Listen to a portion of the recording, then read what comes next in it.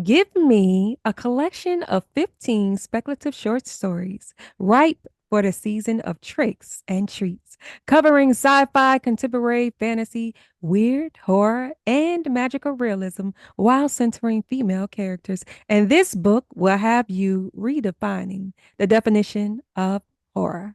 Are you ready?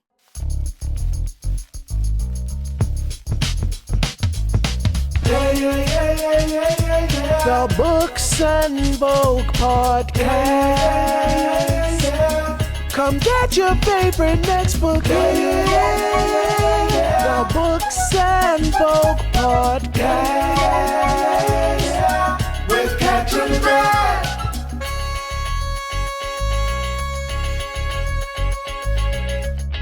Welcome, book lovers, to the Books on Vogue podcast. This is your premier listening experience, all about immersive reading and helping avid and reluctant readers alike imagine book characters like never before. I'm your host, Kat Trinidad. The format of the show is I introduce a book, share tips on how you can engage your senses as you read this title, because it's one thing to be a mood reader, but you get a little something extra from the story when you are a set the mood reader. And finally, I will end the story with a reimagining of my favorite scene. Today, we will discuss techniques for getting into Doll Seed by Michele Tracy Berger, who is none other than the author.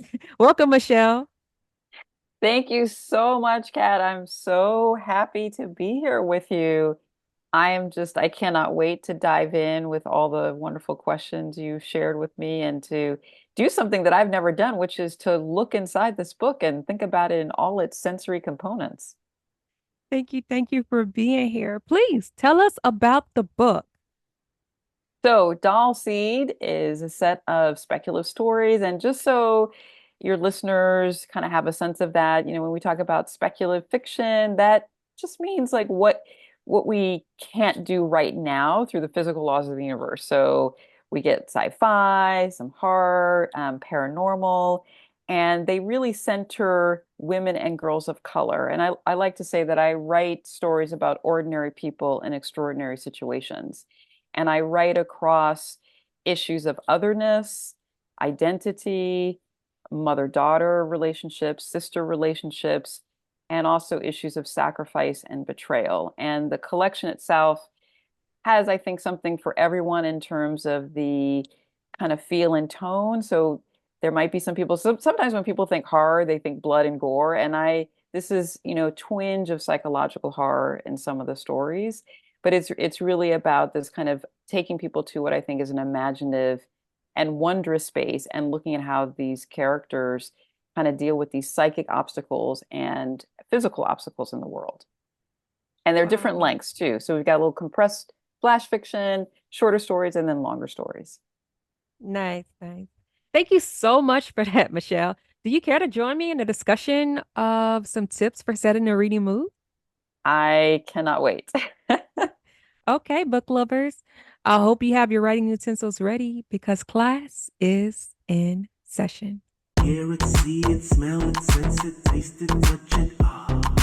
Hear it, see it, smell it, sense it, taste it, touch it. Ah. Hear it, see it, smell it, sense it, taste it, touch it. The Books and Vogue podcast. Woo! So, Michelle, what's the vibe? How can we engage our spirit as we read this book?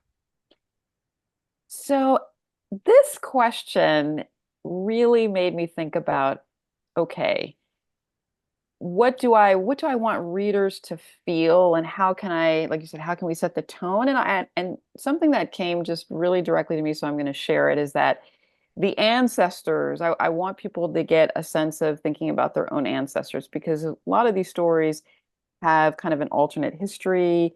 They deal with, African American history in many of them. And so I think there's something about being mindful of the shoulders that we stand on. So that kind of getting in that space of thinking about what our ancestors, no matter what background you're from, we always stand on the shoulders of people who've come before us. So being able to honor them, so maybe thinking a little bit about them and kind of getting into that soft kind of vibe. I feel like, a sense of come ready with discovery, I'm into like lighting a candle. That might not be for everyone, but just kind of saying that, like kind of coming into a space where we're open, we're excited, and we're also thinking about, oh, the past kind of lives with us. So, a lot of people think about science fiction, and Afrofuturism, which sometimes my work gets referred to, is all about thinking about the future and people of color being in the future, which definitely important.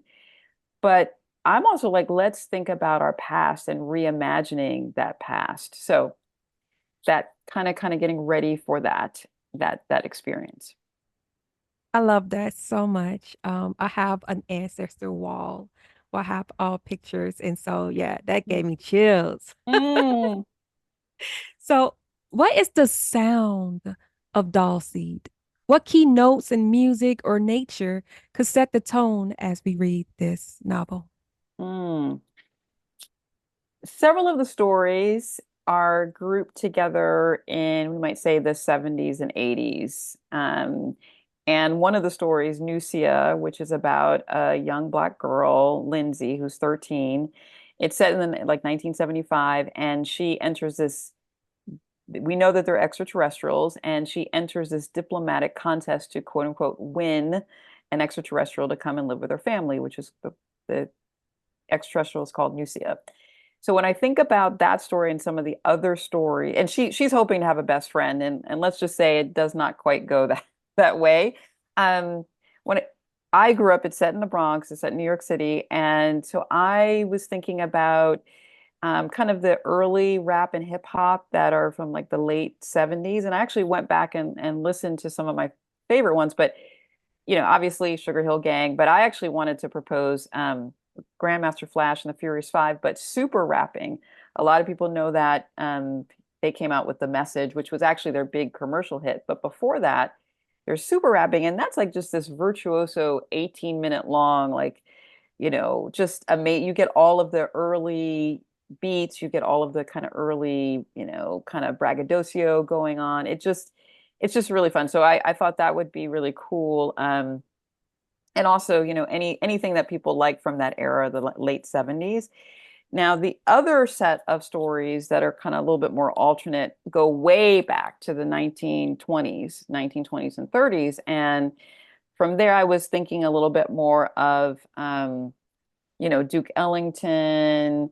There's a song about coming to Harlem, like a very famous song. And so I was kind of thinking of that, like cotton club jazzy age, and then just in terms of transformation, a lot of my characters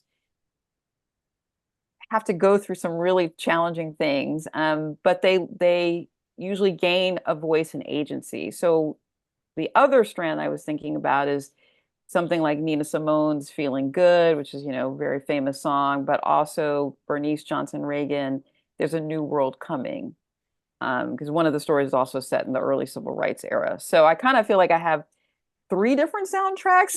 I don't know if that is kind of what, I don't know if that is also consistent what other authors have shared with you, but I was like, okay, I'm gonna give you the whole range. I like that. I think that would make a phenomenal playlist if it was like all together. You've So given me ideas, Kat. I have to say, I'm like, oh, I need to put a playlist together. I like that. I would invest in that playlist. So do share the aesthetics. This could be Mm, any visuals aside from the book, like such as mm, lighting. mm. Yeah, so I was thinking a bit about one of the stories in particular set in the story set in the 1920s, 20s and 30s. One of them is set actually in the Cotton Club, and I was actually thinking about more of the textile nature of, or excuse me, textual and tactile nature of the costumes and so the Cotton Club, very famous club in 1920s and 30s Harlem, lots of amazing jazz singers and performers, but played there. But the women themselves were often dressed in headdresses of the time and sort of feathers, and so I kind of was thinking a little bit about that feel of it and that look of it. The other thing that was striking to me is The other story, They Will Rise from the Oceans, is set in the 1920s, and it starts with a seance. And so that kind of like low lighting, people are sitting around the table, they're looking at an object. So just kind of that mood, like kind of low lighting feeling, I thought was kind of would be interesting. And the tactile part is there's an urn that plays a key. There's this weird urn that someone has brought back from, outside of the US. And it's a big urn, and there are these figures on it that are gray. And the main character just knows something is up with that urn. And as the story goes on, you find out that the figures come off the urn at a certain point. And yeah, so anyway, so yeah, thinking about both clothing and then actual objects. Yeah, I love that. I love that. So, what's the flavor? Any food Oh my or God. drink companions for this title? Well, this is so I'll I love this question. The one of the stories, Urban Wendy, involves a kind of an urban legend, basically, and it involves two different eateries, Dunkin' Donuts and Wendy's. And so I thought, I have to say personally, I'm a donut lover. I don't have them very often, but I really do think there's this thing called donut lust, like a good yeast, a glazed yeast donut just makes me so happy. So I'm thinking, not typically thought of with horror or speculative fiction, but I'm thinking, have some donuts, have some sweets there nearby. But that's when I was thinking about the flavor that really kind of that story stood out to me. Even though my characters do eat, like, just because it takes place in a Dunkin' Donuts and there's like the urban legend of Wendy as a character, so that could be fun to play with. Are you a Wow. donut person? Are you? I am. And there's this donut place here in California. I cannot remember the name of it, but they play on horror and donuts. And so like and it's all year round, right? And Oh so my like gosh. you will have like this coffin themed um cookies and cream donut or Oh my. like it's awesome. It's Okay, awesome. it It makes me want to merges the go there two. right now. And if I remember the name of it, I would definitely put it in the notes Oh, of this please, episode. please do. Oh, please do. Definitely have to try it. So what is the aroma? Are there any smells to transport us into the pages? Mm. Yeah, I would say I was thinking actually about Family Line, which is a story where a young African American boy, kind of contemporary, he's in New York City and he's being sent to go hang out with his cousins in North Carolina, and he is not happy about this. Many African American folks, Black folks, grow up, if they're in the city, they go visit if they have family in the country. But he has some ideas about what this experience is going to be, and they take him to what they're telling him is one of their ancestors, an ancestor's sort of the remains of a slave shack. And so I was actually thinking about the power of because he goes into this structure and the power of like the earth, the way the earth actually still smells, like this is way out in the country. So I was kind of thinking about just that sense of uh, dampness, moist earth kind of feel, both the pleasant like mulch kind of smell, but also kind of that more, damp, cloistered kind of earthy smell. Okay. Okay. Yeah, Wow. that's the one of the more creepier. That's the one of the more Yeah. scarier ones. But sorry. I'm already over here clutching my pearls. So, how can we get more of the feels Hmm. as far as engaging our sense of touch as we read this book? Oh, okay. Okay, and I'm sorry, can I go back to the smell one just for 1 minute Sure, too? sure, please. Um, the other thing that came to me when I was thinking about this question is the air freshener smell in a new car or a nice car, because there's one story called Invisible Sun, which is about a young man who really young boy who is put in service of his dad's limousine company, and he's always, in the inside of the car and doing things. And so that sense of like air freshener smell, which is, most of us have them in our cars, and they kind of are in the background, but they have that menthol or citrus or pine smell. So I just wanted to say that. Now for more of the feels, is that? Mhm. Yeah. I was kind of thinking that sense of temperature of the room and being comfortable, like in terms of reading it. So I was thinking more from the reader perspective, right? Um, but like having kind of blankets and coziness and lots of water.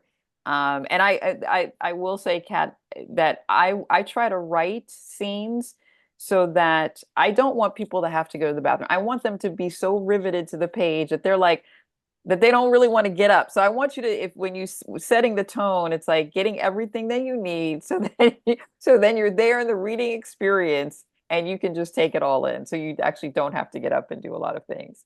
But I also personally like candles. That's one of the things that got me through the pandemic and writing.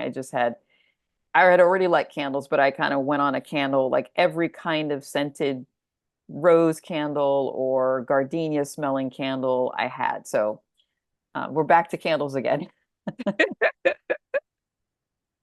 Absolutely. And it brought to mind that whole not breaking away from the story. The fact that they're short stories, that helps accomplish that for me.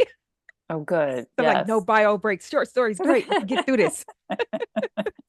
Yeah, especially the ones that are very quick. Like there are some in the middle that are like a paragraph or even a page. So yeah. And let me tell you, the short ones are the creepiest. I'll Well, well, just say thank you. where there you go, book lovers. These are your recommended supplies as you read this title. If you're able, pause and get some of these if available, or simply imagine, because it's time for my favorite scene. Disclaimer. Please note that exact words, names, locations, indoor scenarios mentioned in this reimagined reenactment may differ from the actual book. Sharing my favorite scenes, I reenacted though, imagining the fiction world that I've been reading of. Going up all the things, I just gave you a list. Come experience all the senses as protagonists. And it don't get more real than this. Immersive read with books on both and live vicariously.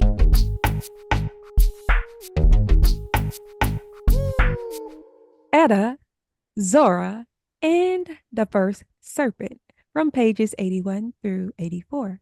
Starring Michele Berger as the narrator, Crowd, Edda, and Leela, and Kat Trinidad as Zora.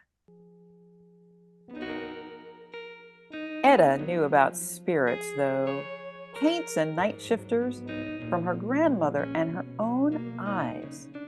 Her family grew up with a house spirit, a mean, frightening thing, loved to make bloodstains appear on her mother's clean laundry. Spirits weren't nothing to play with, and you damn sure didn't goad them. Her roommate had invited her to this party and then had the bad manners to leave early. She should have followed, but she couldn't take her eyes off Zora. No one could. I believe the devil is nothing but a cloud of misguided spirits, like a hive mind. One is called the First Serpent. That's who I want to find, Zora said. Edda chilled as if someone had raked his or her fingers across her arm. Zora, you're going to make all the ladies faint, said a man sitting next to Edda. He was dressed in gray slacks, a handsome double-breasted black sweater, and black and white Oxfords. I've been known to make a lady or two swoon, Zora said with a smile and a wink. Even after living in Harlem for a year, Edda could never get used to the ways of city folks. At 17, she knew she had seen more than all the people in her hometown combined. Trying to catch something so evil your soul could just burn up, a woman said, sounding slightly breathless. If my soul is that flimsy, then it must not be any good, Zora replied, her big face taking on a mischievous grin. The crowd erupted with laughter. Scandalous, whispered one of the men sitting next to Edda. He fiddled with the brim of his bowler laying in his lap. She was a good performer, Edda thought. Edda would give her that. Leela, the host, a woman with wispy hair and a slight face, walked in and said, "No one has touched this chiffon pie. Zora, let my guests get some slices and dancing into them." Zora bowed. I would never keep anyone from your pies, Leela. To be continued.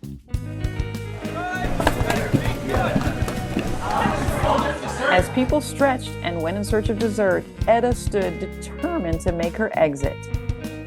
Zora, a cigarette in her mouth, held out an arm, touched Edda. You're not buying what I'm selling? She asked, swallowing hard and feeling put on the spot. Edda mumbled, "Nothing against you, but taunting spirits is dangerous." How would you know? Zora asked. Edda looked down. The spirits ain't nothing to be scared of. I've studied a few, and they are in many ways just like us. Petty, vain, bold, misunderstood, and sometimes glorious. Zora said. Mustering up her courage, Edda asked, "Why do you want to talk to the First Serpent?" Zora leaned close. Because he can give me something I want very badly. Edda could see the desire in Zora's eyes, like a child on Christmas morning. "Miss Hurston," Edda began. Zora, please. The woman said, lighting another cigarette. "Spirits have a way of coming at us. They're smarter, older. I know that you studied lots and traveled, but..."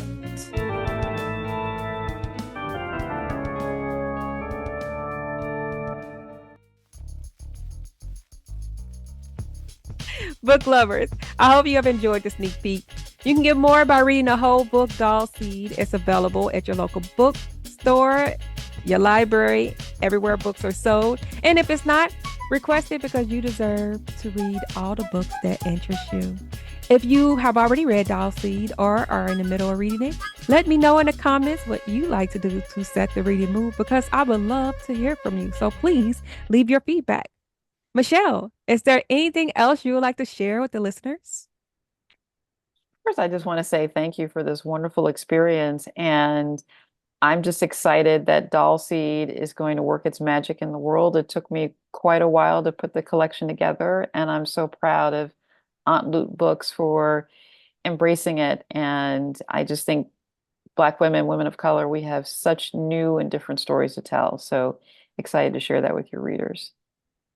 Absolutely. Thank you. And thank you again for joining us. And thank you, book lovers, for listening. With peace, love, and joy. Happy reading.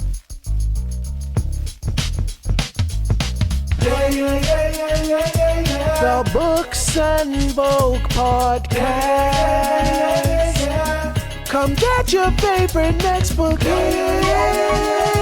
The Books and Vogue Podcast. With Kat Trinidad. Subscribe, listen, check out recommendations, and happy reading.